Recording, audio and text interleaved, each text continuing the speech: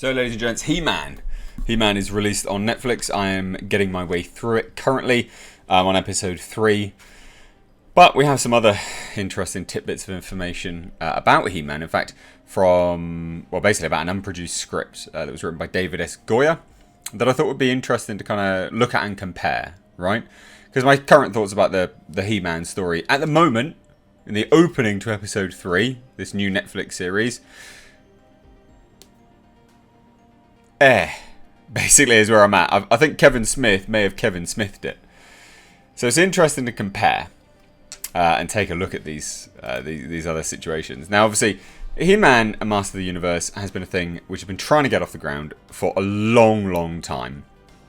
Ridiculous length of time. It's a property that's so ripe for the picking, but for some strange reason, they just can't do it. I don't understand why. They just don't seem to be able to do it. And it's right there. It's all there for everyone just to go and take. It's easy.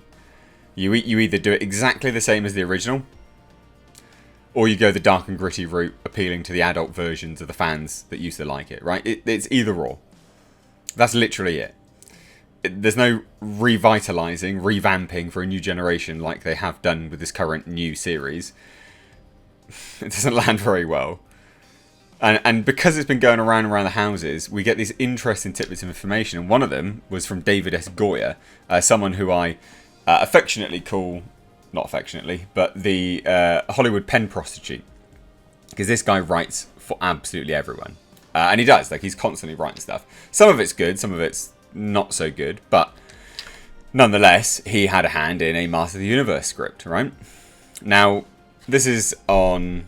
this was a Hollywood Reporter article, actually, an interview with him. And they asked, Netflix is releasing its Master of the Universe animated series. You did a script for a live-action version that wasn't made. What was your version like? And I thought we'd just compare. Right, this is an unmade He-Man movie. I legitimately liked the script that we did, he says. Of course, you wrote it. We were going to do it as a feature at Sony. And what I liked the most about it was that it was mostly about friendship between He-Man and Battle Cat. I actually really like that idea. I genuinely really like that idea. I think that's smart.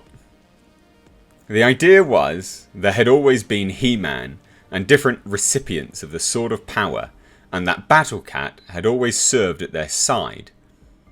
I like that as well. I do quite like that. And this was a new He-Man that Battle Cat and many people didn't think was worthy of the sword. Interesting. Interesting that Battle Cat didn't believe it.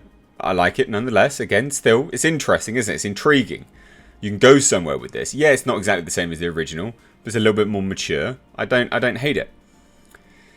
And he says, so it was a story of the character earning the sword, but more importantly, earning the friendship of Battle Cat, who just thought this guy was a lightweight. I really liked it.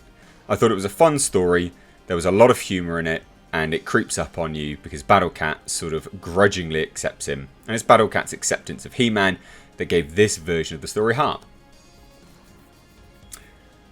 I quite like that. You're still focusing on the main character of He-Man. It's not a Teela story, which currently we're dealing with in the new bloody Master of the Universe Revelations. I don't hate it at all. I think that's quite smartly done. Now, obviously, all of this stuff is based on the execution. And this was fairly recently. This was in the last couple of years, if I remember rightly. I've been following this and tracking this for some time. Mainly because we also have this stuff, which is from a friend of the channel, actually the guy who did that painting up there, and another painting that I have got in my kitchen, Hollywood concept artist Paul Gerard. He did this stuff, and he's a friend of the channel. In fact, I dropped him a phone call yesterday. He's a good friend of mine.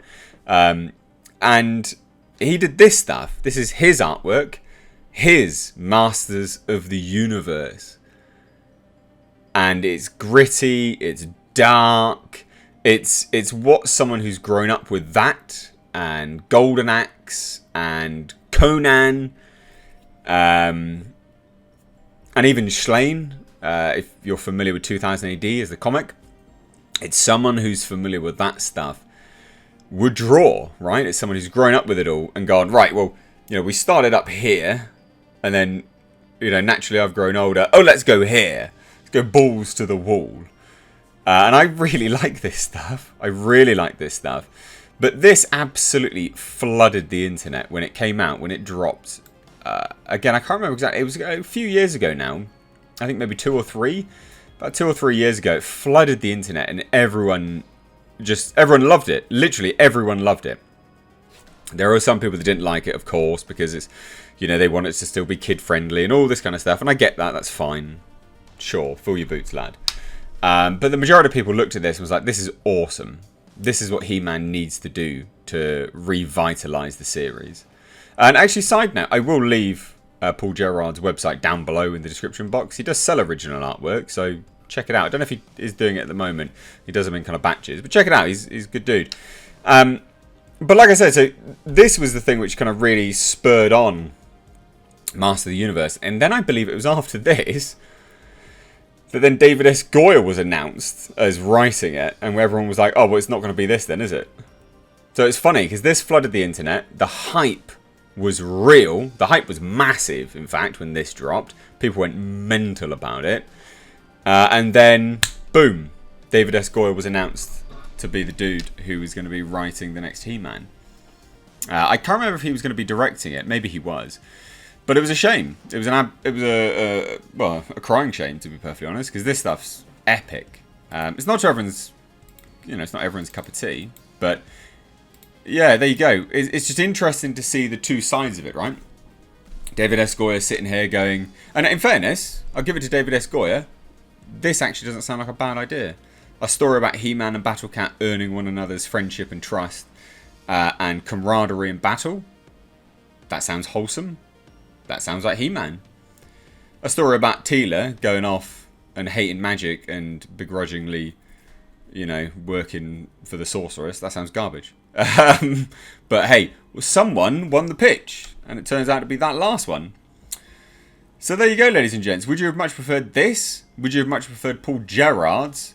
Or would you have preferred what we are getting now in Kevin Smith's Kevin Smithed It in He-Man and Master of the Universe Revelation? Let me know.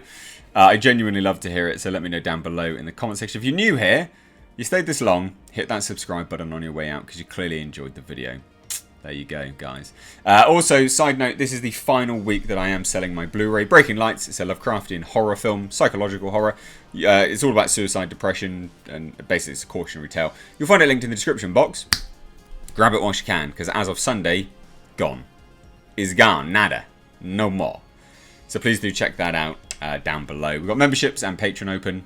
Cheers. Support the channel. Take care.